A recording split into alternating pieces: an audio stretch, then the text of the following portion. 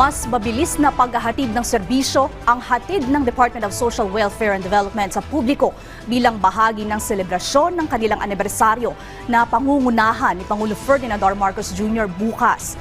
Ang detalye sa balitang pambansa ni Keith De La Cruz ng Radyo Pilipinas, Manila.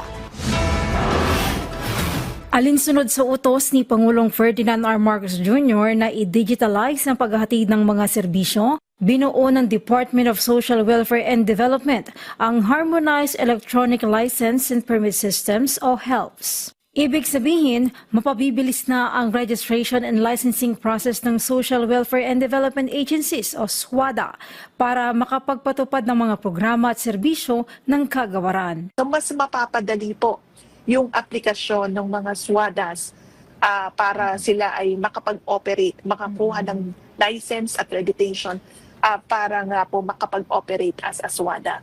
Bukod sa operasyon ng mga SWADA, dadali rin ang pagkuha ng travel clearance ng mga menor de edad na babiyahe sa ibang bansa sa tulong ng DSWD HELPS. At dahil online na ang pagkuha nila ng permit, tiyak na mapoprotektahan ang mga kabataan laban sa child trafficking dahil mahigpit silang imomonitor ng DSWD katuwang ang mga kinauukulang ahensya ng pamahalaan. And that we have also coordinated with relevant government agencies because we wanted to make sure na yung inisyuhan natin ng mga bata ng minor traveling abroad permit ay nakabalik sa Pilipinas after their travel.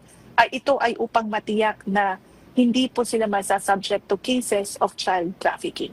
Nakatakdang ilunsad bukas ang DSWD HELPS kasabay ng anibersaryo ng kagawaran kung saan pangungunahan ni PBBM ang naturang aktibidad. Mula sa Radyo Pilipinas News, Kate De La Cruz Pilotin para sa Balitang Pambansa.